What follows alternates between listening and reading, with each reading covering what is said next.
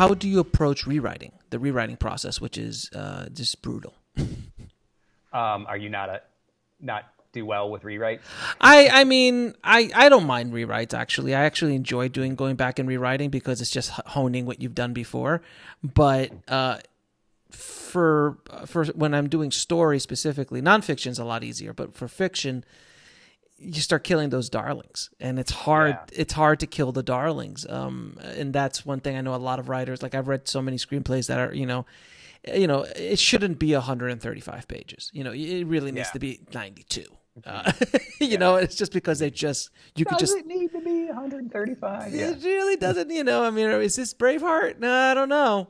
Yeah. So at a certain Mm. point, it's hard to cut those out. So any suggestions or any Yeah. advice?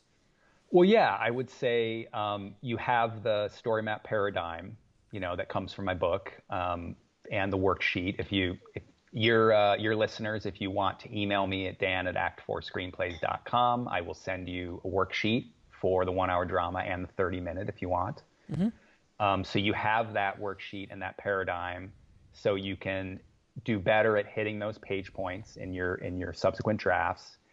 And then, as you want to give it to friends and get feedback from other people. And that's tough because you do end up killing those darlings. That favorite scene that you love, you give it to 3 friends and 2 of them are like, you don't need that scene. You should cut that scene. And that's when that kind of separates the men from the boys. That's the tough thing that you have to do, that professional writers have to do, is be able to cut those scenes that just aren't working, aren't pushing the story forward. They don't have enough conflict. Right. They're just not crucial.